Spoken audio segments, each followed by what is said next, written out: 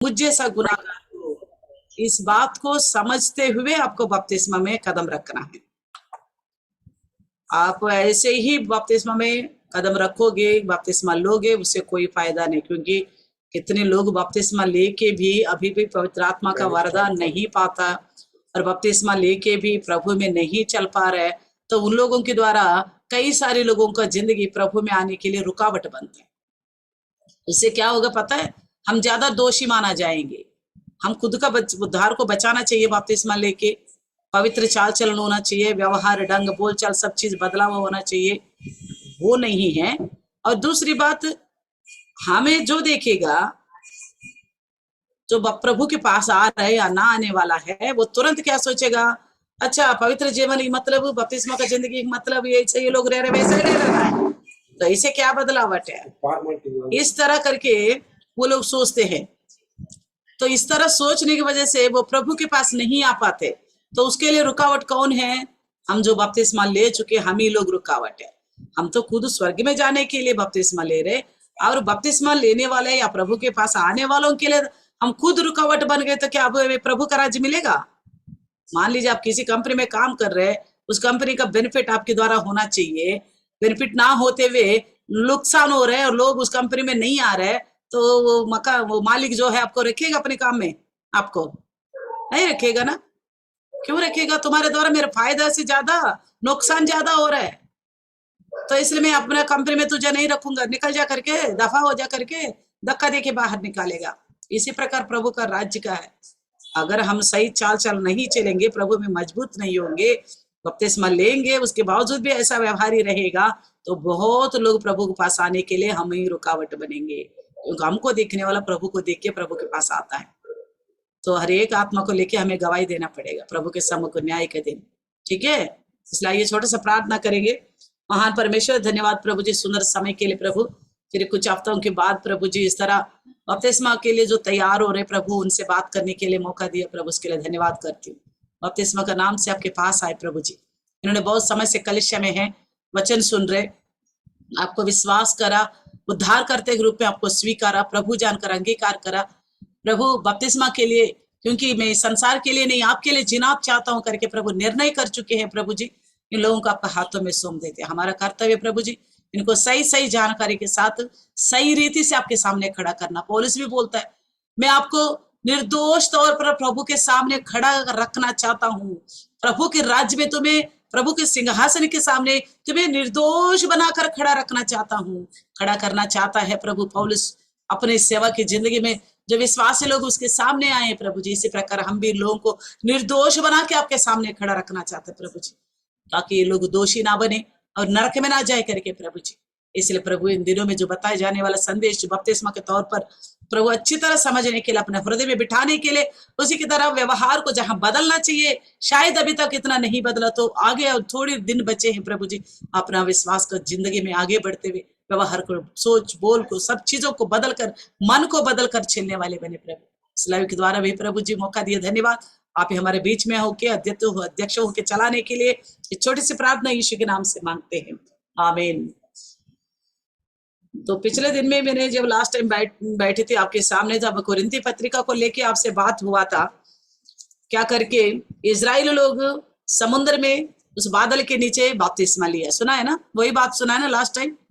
तो लेके भी वो लोग नहीं जा पाया, क्योंकि उन्होंने कुड़कुड़ाया, मूर्ति पूजा उनके बीच में रहा, और व्यभिचार उनके बीच में रहा, और परमेश्वर के सामने उनके काम बुरे थे, लिख लिए ना।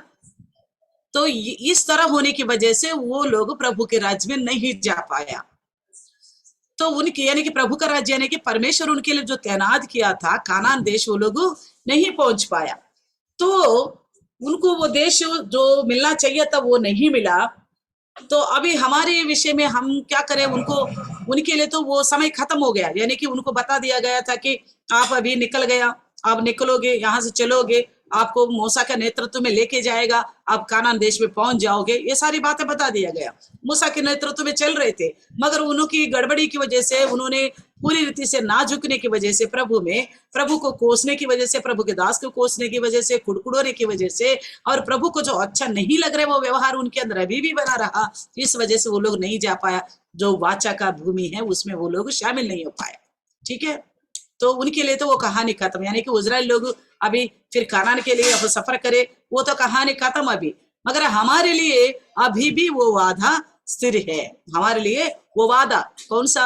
वो लोग तो इस धरती के संबंध कानान पहुंचने के लिए निकले थे, हम तो परम कानान यानी कि प्रभु के राज्य में जाने के लिए हम अभी प्रभु पर विश्वास करके आगे बढ़ रहे, परम कानान जाने के लिए। इसलिए इब्रानी पत्रिका खोलिए 4 अध्याय, वहां पे क्या लिखा हुआ है पौलुस आत्मा के द्वारा हम देखेंगे। देखो वहां पे लिखा है इब्रानियों की पत्री 4 अध्याय पहले वचन में, इसलिए जबकि उसके विश्राम में प्रवेश करने की प्रतिज्ञा अब तक है। क्या लिखा है? इसलिए अब की उसके विश्राम में प्रवेश करने की प्रतिज्ञा अब तक है। तो हमें डरना चाहिए, ऐसा ना हो कि तुम में से कोई जन उससे वंचित रह जाए। क्या कह रहे हैं? वो प्रतिज्ञा, विश्राम में, मेरे विश्राम में प्रवेश करोगे, वो प्रतिज्ञा हमारे विषय में अभी तक है करके बताता है। उनके विषय में क्या हुआ? ये देखो उनके विषय में क्या हुआ, इब्रानियों की पत्री यानी कि इजरायलियों के विषय में क्या हुआ। 3 अध्याय 11वें वचन में कहा है, तब मैंने क्रोध में आकर शब्द खाई। कौन कह रहे? परमेश्वर कह रहे।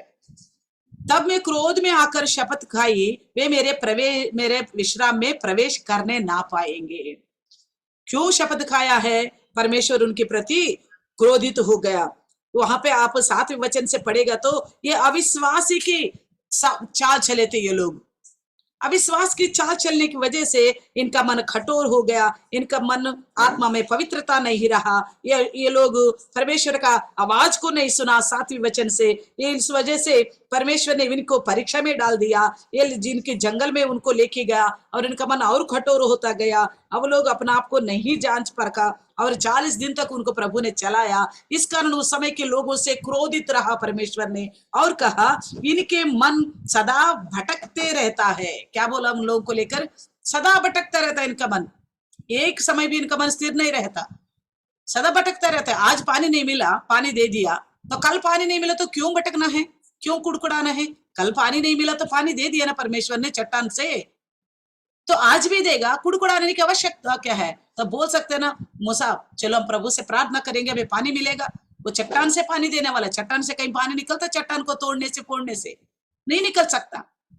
तो ऐसी स्थिति से प्रभु हमको दे सकता है, निर्जन प्रदेश में हमें मन्ना देके इतने लाखों लोगों को चला सकता है, खाना खिला सकता है। तो ऐसा परमेश्वर आज हमने खाया पिया मस्त रहा, 2 दिन के बाद कुछ दिक्कत आए तो क्यों कुड़कुड़ाना? वो परमेश्वर जिसने पहले कार्य किया था आज भी करेगा। ये विश्वास रहा उनके पास? नहीं रहा। इस वजह से परमेश्वर यहाँ पे बोलता है कि उस समय के लोगों से मैं क्रोधित रहा और कहा, इनके मन सदा भटकता रहता है, इनके मन हमेशा भटकता है और इन्होंने मेरे मार्ग को नहीं पहचाना, इन्होंने मेरे मार्ग को नहीं पहचाना। इसलिए कहता है 3:11 में, तब मेरे क्रोध में आकर शब्द खाई कि वे मेरे विश्राम में प्रवेश करने ना पाएंगे।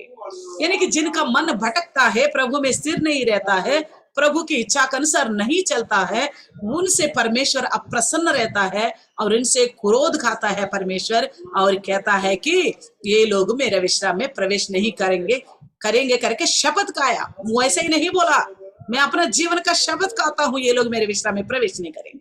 इस कारण क्या हो गए? वो लोग रास्ता में ही खत्म हो गया। 6 लाख लोग रास्ता में ही, 6,03,550 लोग रास्ता में ही खत्म हो गया। इनमें केवल 2 ही जने बचे थे जो वहां जाने के लिए, तो उनके विषय में तो वो वाचा खत्म, वो लोग नहीं जा पाया। हमारे विषय में पौलुस उन बातों को उठाते हुए पवित्र आत्मा परमेश्वर हमारे विषय में क्या कहता है? वो विश्राम हमारे विषय में, वो वादा अब तक है। हालेलुया।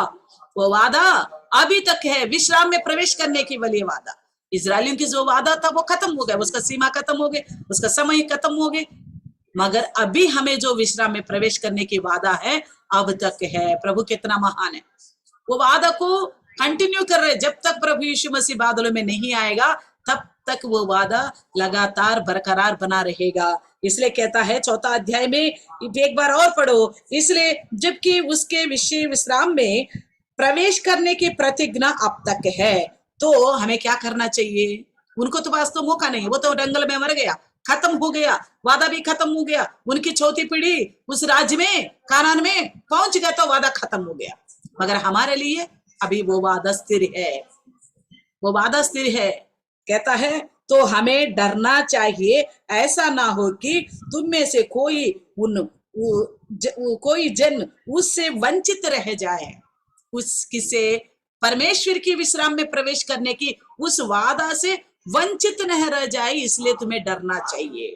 किस बात की हमें डरना चाहिए?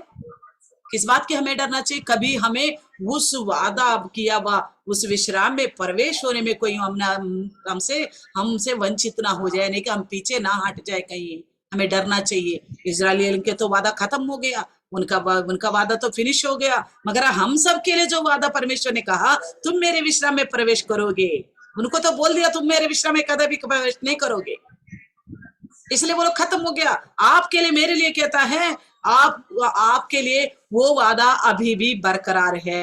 इसलिए बरकरार है करके आलसी से मत कर रहना, लापरवाही से मत रहना, डरते हुए रहना है। वो वादा मेरे लिए अभी भी है, तो हमें उससे वंचित नहीं होनी चाहिए, उससे दूर नहीं होनी चाहिए। हमें वादा तो मिल गए करके हम इजरायलियों की तरह गड़बड़ी करेंगे तो हम भी क्या हो जाएंगे? नहीं जाएंगे उस राज्य में। तो इसलिए हमें उस बात से डरते हुए अपने उद्धार को बचा के रखना चाहिए, अपने उद्धार को बिल्कुल बचा के रखना चाहिए। इसलिए कहता है, इसलिए तुम डरते रहो। दूसरे वचन में बोलता है, क्योंकि हमें उनकी तरह सुसमाचार सुनाया गया। इजरायलियों की और हमारी तुलना कर रहे, क्या करके कर रहे? इजराइल की हमारी तुलना करते हुए कह रहे, उनको जैसे सुसमाचार सुनाए ना, वैसे हमको भी सुसमाचार सुनाए। उनको क्या सुसमाचार था? अब्राहम से परमेश्वर ने वादा किया, तुम्हारा चौथी पीढ़ी निकाल के आएगा, निकल के, और बाद में मूसा को भेजा, मूसा के साथ आरोन को साथ दिया और कहा ये लोग जाके, परमेश्वर ने हमारे लिए वादा किया था अब्राहम के द्वारा, वो वादा के अनुसार हमारा छुटकारा का दिन आ गया है, हमें विश्राम में प्रवेश करने का समय आ गया है, हमें कानान पहुंचने का समय आ गया करके उन लोगों को बुलाया और सुसमाचार के साथ साथ तो अद्भुत कार्य करा उनकी जिंदगी में, उनको इस तरह निकाल के लाया। कहता है जैसा उनको सुसमाचार सुनाया गया वैसा हमको भी सुसमाचार सुनाया गया। तभी तो आप यीशु मसीह के पास आया है। जब आए थे नए नए देखने के लिए आए होंगे, जब आए तो नए नए कैसा रहता है, मसीह का विचार क्या है, कि क्या करते हैं मसीह लोग, ये क्या प्रार्थना होती है, कुछ पल्ला नहीं पड़ा होगा जब आप आए तो। ये क्या है, ये आराधना क्या होती है, ये प्रार्थना क्या होती है, ये बाइबल पढ़ना क्या है, ये खड़े रहना क्या है, ये भेंट देना क्या है, ये प्रभु भोज क्या है, अरे ये बपतिस्मा क्या है, ये पाप में से डूब के बाहर आना क्या है। तब तो ऐसा लगा होगा अभी बपतिस्मा का नाथ से कितना मन के अंदर एक डर भय बैठ गया। पहले था वो डर भय, ये क्या चीज है बपतिस्मा, पानी से डूब के बाहर आना कोई उद्धार होता है, ऐसा लगा। अब आप किस चीज के लिए इंतजार में हैं? कब हमारे बपतिस्मा होगा, कब हम पवित्रों की सभा में शामिल हो जाएंगे, पवित्र लोगों के गिनती में हम आ जाएंगे, प्रभु के निज प्रजा बनेंगे और अंदरूनी कलीसिया बनेंगे। इस तरह का भी आपके अंदर आशा है ना? जब नए नए आए कैसा आए थे, तो उसके बाद से आपके लिए सुसमाचार सुनाता गया कलीसिया में, आपको है कि नहीं? तब से आपको सुसमाचार मिलता गया। जिस तरह इजरायलियों को मिला उस तरह आपको भी मिला। तो क्या हुआ, देखो क्या कहता दूसरे वचन में 4:2 में, पर सुने हुए वचन से उन्हें कुछ लाभ नहीं हुआ। किनको? इजरायलियों को। उन्होंने सुना, कुछ फायदा हुआ? फायदा तो हुआ, छुटकारा मिल गया। फायदा हुआ, खाना नहीं मिल रहा था खाना मिला। फायदा हुआ, पानी नहीं मिल रहा था पानी मिला। फायदा हुआ, शत्रु सेना के सामने जीत मिला। फायदा हुआ बहुत सारा। प्रभु ने उनको चप्पल को घिसने नहीं दिया, उनको कपड़े फटने नहीं दिया, बहुत कुछ फायदा हुआ। मगर क्या हुआ? फायदा क्या नहीं हुआ? जिस वादा में पहुंचना चाहिए उस वादा का जगह में नहीं पहुंचा। हमें भी संसार में रहते हुए प्रभु के नाम से प्रार्थना करने से कई सारे विषय मिलता जाएगा, मगर फायदा कौन? सबसे बड़ी फायदा क्या है? प्रभु के राज्य में जाने का। क्यों फायदा नहीं हुआ? यहाँ हिंदी में तो कुछ अलग लिखा है, मगर तेलुगु बाइबल में देखेंगे तो बहुत साफ साफ लिखा है। हिंदी में लिखा है, क्योंकि सुनने वालों के मन में विश्वास के साथ नहीं बैठा, ये लिखा है। सुनने वालों के मन में सुसमाचार सुना है, जैसा सुना है वैसा उनका हृदय में विश्वास के साथ वचन नहीं बैठा करके लिखा। अगर तेलुगु में देखेंगे तो बड़ी साफ लिखा है। ये मुझे लगा ये बात बड़ी आवश्यकता है सच्ची में, पवित्र आत्मा परमेश्वर तेलुगु में बहुत अच्छी तरह लिखवाए करके बात मुझे लगा। क्या पता है, चौथी अध्याय తెలుగు బైబిల్ में दूसरे वचन में వారికి ప్రకటింపబడినట్లు మనకును సువార్త ప్రకటింపబడెను जैसा उनको सुनाया गया सुसमाचार हमको भी सुनाया गया लेकिन కానీ వారు వినిన వారితో విశ్వాసము గలవారై కలిసి ఉండలేదు గనుక విన్న వాక్యం వారికి నిష్ప్రయోజనమయ్యేను అంటున్నాడు यानी कि कहता यहाँ पे जिनके द्वारा उन्होंने सुसमाचार सुना है ना उनसे वो लोग जुड़ के नहीं रहा सच्ची में यही तो हुआ मूसा के साथ जुड़ के रहा वो लोग मूसा के साथ जुड़ के रहता तो मूसा के द्वारा परमेश्वर ने इतने महामारियां वहां पे दिखाया 10 महामारियां और जंगल में इतनी बड़ी बड़ी अद्भुत कार्य करते हुए इन लोगों को इतने लाखों लोगों को संभालते हुए लेके आ रहे कभी भी इन्होंने मूसा के साथ जुड़ के रहा छोटी सी बात होने के कारण है तुरंत एक पैर पे खड़े हो जाते हैं मूसा हमें खाना दो हमें ये साग सब्जी नहीं है हमें चिकन चाहिए मटन चाहिए है मूसा हमें मारने के लिए लाया हम वापस जा रहे हमारे लिए अलग अलग नेतृत्व बनाने वालों को हम चुनेंगे यहाँ पर तरफ से हम पीछे जाएंगे हम यहाँ नहीं रहेंगे सुनने को तो सुना निकलने को तो निकल के आ गया मगर मूसा का ही खिलाफ हो गया यही बात इब्रानी पत्रिका 4 अध्याय 2 वचन में तेलुगु में लिखा है जिससे उन्होंने सुसमाचार सुना था उनके साथ मिलके ना रहने की वजह से उन्होंने जो वचन सुना उनके लिए वो निकम्मा हो गया निष्प्रयोजन हो गया लाभदायक नहीं ठहरा वो बात हिंदी में नहीं मिला पाया 3 विषय वहां पे तो 2 ही विषय को लेकर एक विषय का छूट हो गया ट्रांसलेशन करने में शायद तो यह बात बहुत अच्छी बात है अगर मूसा के साथ जुड़े होते हो तो मूसा के ऊपर कुड़कुड़ाते फिर मूसा को मारने के लिए पत्थर लेके आए वो लोग मूसा और हारून को मारने के लिए वो लोग पत्थर ले लिए हैं बताओ यानी कि मूसा के खिलाफ हो गया तो उद्धार उनके सबसे पहले वो लोग जो बच निकले थे मिस्र से कानान जाने के लिए नहीं पहुंचने के पीछे कारण क्या पता है जिससे सुसमाचार सुना है उससे वो लोग जुड़ के नहीं रहा इसी कारण की वजह से वो लोग परम कानून में प्रवेश नहीं कर पाया इसलिए देखो हम देखते हैं यहाँ पे पहला कोरिन्थी पत्री 4 अध्याय 16वें वचन में देखो वहां पे भी पौलुस इसी इब्रानी पत्रिका को लिखने वाला पौलुस भी बोलता है उसी बात को 4 अध्याय पहला कोरिन्थी पत्री 16वें वचन लिखा है कि इसलिए मैं तुमसे विनती करता हूं कि मेरी सी चाल चलो और क्या बोलता है देखो हाँ ऊपर लिखा है 15 में लिखा है क्योंकि यदि मसीह में तुम्हारे सिखाने वाले दास 1000 भी होते तो भी तुम्हारे पिता बहुत से नहीं क्यों इसलिए कि मसीह यीशु मसीह में सुसमाचार के द्वारा मैं तुम्हारा पिता हूं पौलुस क्या बोलता है मसीह यीशु के सुसमाचार के द्वारा मैं तुम्हारा पिता हूं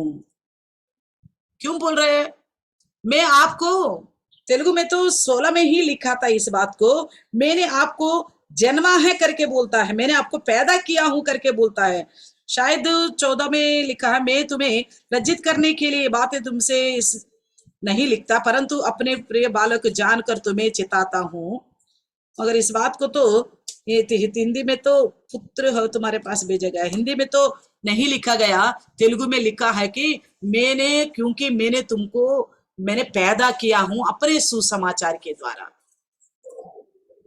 ऐसे तो हम सब माँ बाप के पेट से पैदा हुए हैं मगर कैसे फिर दोबारा हम पैदा हुआ है सुसमाचार के द्वारा पैदा हुआ है तब पौलुस यहाँ पे लोगों को बोलने का विषय क्या है कोरिन्थी कलीसिया को मैंने सुसमाचार के द्वारा तुम्हें मैंने पैदा किया हूं मसीह में पैदा किया हूं सुसमाचार के द्वारा इसलिए बोलता है संसार में कई सारे लोग दास लोग हो सकते हैं सुसमाचार सुनाने वाले बहुत सारे प्रभु के दास लोग हो सकते हैं मगर हम जिसकी संदेश के द्वारा उद्धार का मतलब को जाना और जिसके संदेश के द्वारा पवित्रता को जाना जिसके संदेश के द्वारा परमेश्वर को जाना जिसके संदेश और प्रयास और प्रार्थना के द्वारा सच्चे जीवित परमेश्वर का निकट होने को सीखा और बपतिस्मा ले रहे उस दास से हमेशा हमें मिलके रहना चाहिए इसलिए बोले कई सारे तुम्हें दास हो सकता है आप स्वयं पढ़ लीजिएगा पहला कोरिन्थी पत्री 4 अध्याय 14 वचन से लेकर 21 वचन तक पढ़ लीजिएगा बाद में आप लिख कर कहता है बहुत सारे दास हो सकता है मगर मैं तुम्हारा पिता हूं मैंने सुसमाचार के द्वारा तुम्हें पैदा किया हूं तो इस पैदा किया हुआ पिता के साथ जुड़े रहने से उद्धार मिलेगा इस पे यहाँ पे मूसा भी उन लोगों को पैदा करने की बराबर कितना यातना सहा, प्रसव पीड़ा मूसा सहा कि नहीं सहा। कभी कोई कुछ बोलता है, अरे तू आने के बाद हमारे पीड़ा बढ़ गया और परेशानी विपत्ति ज्यादा हो गया। मूसा से आने से पहले वो लोग भूसा तो देता था ईंटे बनाने के लिए। मूसा के संदेश सुनाया, चलो हमारे छुटकारे के लिए परमेश्वर बोल रहे, तो लोग हाँ हाँ बोल रहे। तो फिरौन ने क्या किया, भूसा देना बंद कर दिया। बोला तू खुद जाके काट के लाके ईंटे बनाना पड़ेगा, मगर ईंटों का गिनती कम नहीं होना चाहिए। मुश्किल बढ़ा कि नहीं बढ़ा। तब इन्होंने क्या किया, मूसा का खिलाफ हो गया। अरे फिरौन का कठिनता कठोर का मन है करके नहीं समझ रहे, तू हमको बिगाड़ने के लिए आए करके। देखा, थोड़ा संकट समस्या कुछ आ गए तो हमारे जिंदगी में हम तुरंत दास के खिलाफ हो जाते हैं। दास के खिलाफ होने से हम उद्धार में नहीं स्थिर नहीं रह पाएंगे। यही बात को इब्रानी पत्रिका 4 अध्याय में वो विश्राम का वाचा जो अभी भी ठहरा हुआ है, हमें डरते हुए रहना चाहिए कहीं हम वंचित ना हो जाए उस वादा से। इसलिए क्या करना चाहिए, आपको जैसा उनको सुसमाचार सुनाए उसी प्रकार आपको भी सुसमाचार सुनाया। उन्होंने जिनसे सुसमाचार सुना है उनसे मिलके ना रहने की वजह से, उनका विरुद्ध कुड़कुड़ाने की वजह से, उनका खिलाफ बोलने की वजह से, उनसे लड़ने की मनसा रखने की वजह से, उनके ऊपर गुस्सा करने की वजह से वो लोग वाचा का उस देश में प्रवेश नहीं कर पाया। इसलिए सुनी वचन उनके लिए निकम्मा निष्प्रयोजन हो गया। तो आपके साथ ऐसा ना हो, इसलिए पौलुस कोरिन्थी पत्र के 4 अध्याय में वचन 14 से लेकर आप 21 तक पढ़ेंगे तो उसमें बोलता है, वचन सुनाने वाला दास बहुत हो सकता है, मगर तुम्हें प्रभु में पैदा करने वाला एक ही पिता होता है। सुसमाचार के द्वारा पैदा करने वाला एक ही होता है। इसलिए उसके साथ हमें जुड़ के रहना चाहिए, तभी हम प्रभु के राज्य में जा सकते हैं। क्यों पता है, अभी माँ बाप को पता है ना बच्चे का रवैया क्या है, अपने खुद की बच्चे का रवैया क्या है, इसको क्या खाना पसंद है, कैसे कपड़े पसंद है, कैसे बातें इसको अच्छा लगता है, कैसे सफर इसको अच्छा लगता है, कौन सा कलर इसको अच्छा है, क्या बात इसको दुख देता है, क्या बात इसे अच्छा नहीं लगता, ये किस प्रकार का स्वभाव का है, किस बात से अड़ जाता है, किस बात से जल्दी सीखता है, कैसे समझाने से, इन सारे दिमाग में बैठा होता है, क्योंकि इतनी उम्र से उनको पाला है। इसलिए वो माँ बाप उनको अच्छी समझ सकता है, अच्छी भविष्य उनको ठहरा सकता है। और किसी और पाला तो वो समझ पाएगा। कुछ बड़ा हो गया, मान लो अभिषेक जितना या तो समझा दीदी जितना होगा, उसको ले जाके किसी के बात नीचे रखेगा तो वो सुनेगा किसी की बात। अभिषेक मन को वो समझ पाएगा, दूसरा कोई अभिषेक की बात अभिषेक की माँ बाप समझ सकेंगे, उसका रवैया क्या है, उसका बोल चाल क्या है, ये सारी बातें तो उसी के अनुसार उसको समझाने की कोशिश करेंगे और उसका अच्छाई के लिए प्रयास करेंगे। इसी प्रकार हमें प्रभु में जो पैदा करता ना, मन फिराव तक लेके आ, मन आप लोगों को मन फिराव और बपतिस्मा तक लेके आ गए ना, ये प्रभु में प्रयास, प्रभु में आपको पैदा करने की मतलब है। पौलुस इस बात को भी बोलता है, एक बच्चे को जन्म देने के लिए 1 दिन की प्रसव पीड़ा काफी है, मगर प्रभु में बच्चों को जन्म देने के लिए हर दिन प्रसव पीड़ा उठाना पड़ता है, प्रसव पीड़ा सहना पड़ता है। इसी प्रकार देखो नहीं कर रहे प्रसव पीड़ा, शाम को हर दिन, फिर उसके अलावा बपतिस्मा का स्टडी, उसके अलावा यूथ मीटिंग, संडे की आराधना, हो सकता तो उपवास की प्रार्थना, अरे बोर में उठ के एक दूसरे को उठाओ, अरे तो आ जाओ, महीने का आखिरी दिन 12 बजे तक बैठेंगे, अगर हालत सब सही होगा तो पूरी रात की प्रार्थना करेंगे, या तो घर घर आएंगे, सुसमाचार सुनाएंगे, उसके लिए उपवास की प्रार्थना, इसके लिए मैसेज लिखो, उसके लिए प्रार्थना करो। ये सारा प्रसव पीड़ा नहीं है, प्रभु में पैदा करने के लिए। तो इसलिए उस दास को, उस प्रयास को समझकर उसमें बने रहने से ही हम प्रभु के राज्य में जा सकता है। पौलुस इस बात को एक आखिरी वचन बता के खत्म करेंगे। इस बात को और बताता है इब्रानी की पत्रिका 13 अध्याय में, देखिए 7वें वचन में कहता है, जो तुम्हारे अगुवे थे, जो तुम्हें प्रभु में चलाते हैं, जो तुम्हारे अगुवे थे और जिन्होंने तुम्हें परमेश्वर का वचन सुनाया है, जो तुम्हारे अगुवे हैं जिन्होंने तुम्हें परमेश्वर का वचन सुनाया है, उन्हें स्मरण रखो, उनको हमेशा याद रखो, उनकी बातों को कभी बुरा मत मानो। वो जो भी बताता है आपकी भलाई के लिए बताता है, आपको प्रभु के राज्य में ले जाकर के लिए बताता है। इसलिए उन्हें स्मरण रखो और ध्यान से उनके चाल चलन का अंत देखकर उनके विश्वास का अनुकरण करो। क्या बोल रहे हैं, उनको ध्यान से देखते रहो, वह कैसे लोगों से मिलते हैं, कैसे लोगों से प्यार से बर्ताव करते हैं, कैसा बोझ है उनके अंदर सब लोगों को एक साथ ले चलने का, प्रभु में प्रयास करते हैं इतने लोगों का, उनका व्यवहार, लोगों के बीच में उनका बैठने के तरीका, बात करने के तरीका, ये सारा चीजों को तुम्हें समझना चाहिए। पौलुस बोल रहे इस बात को। इस तरह तुम्हें समझना चाहिए करके बता रहे पौलुस से। यानी कि इस तरह समझेगा तो मान लीजिए बच्चे माँ बाप को समझने से क्या होगा, घर में खुशी होगा, क्या होगा, क्लेश होगा घर में। और बच्चे माँ बाप को समझ लिया, माँ बाप के प्रयास को समझ लिया, उन्हीं की अच्छाई के लिए करके समझ लिया, तो कोई परेशान होगा नहीं होगा। और बच्चे माँ बाप को नहीं समझने से क्या हो जाता है, गड़बड़ी हो जाती है, लड़ाई झगड़ा हो जाता है, बिछड़ जाते हैं एक दूसरे से, और माँ बाप रोते रहते वो बच्चों की खातिर, मगर बच्चे बड़ी ऐश से जीते। जब ये बच्चे बाप बने, माँ बाप बनेंगे ना, तब उनको अकल आएगा। तब तक तो वादा निकल चुका है, जैसे इजराइल को निकल गया ऐसा वादा निकल चुका है। अगर तो अभी तुम्हारे लिए वादा ठहरा हुआ है, हमारे लिए वादा ठहरा हुआ है उस विश्राम में प्रवेश करने का। इसलिए सावधान से रहना। क्या बोला है इब्रानी पत्र की 4 अध्याय में पहले वचन में, क्या बोला, सावधान से रहो, डरते रहो, कहीं उस विश्राम में प्रवेश करने की उस वाचा से तुम वंचित ना रहो। वंचित यानी कि वो वाचा तुम्हारे लिए लाभदायक ना ठहरे। कहीं कब ना ठहरेगा, जब हम सुने हुए दास के साथ जुड़ के नहीं रहेगा, उनके मन के साथ नहीं चलेंगे, उनके संदेश के साथ नहीं चलेगा, तो ये गड़बड़ी हो सकती है। इसलिए सावधान रहो करके समझाता है। इसलिए बपतिस्मा लेने वाला आप लोग समझने वाली बात ये है कि वचन के द्वारा प्रभु का दास ने हमें पैदा किया है और हम उनके बच्चे हैं, वो हमारा पिता है, उनके हम बच्चे हैं। इनसे हमें जुड़ के मिल के रहना चाहिए, ठीक है। और इस बात को भी बना के रखना और मन में गांठ बांध के रखना, इनके साथ साथ ही हम जा सकते हैं। मूसा के साथ ना रहने की वजह से वो लोग प्रभु के राज्य यानी कि वाचा के उस देश में नहीं पहुंच पाया। मूसा का खिलाफ बोल के, मूसा का विरुद्ध जाके, मूसा का विरुद्ध जाना, मूसा का खिलाफ बोलना परमेश्वर का विरुद्ध और परमेश्वर का खिलाफ जाना है। तो ये बात को भी आप ध्यान से रखना है कि हम दास के संतान हैं। आइए छोटा सा प्रार्थना करेंगे।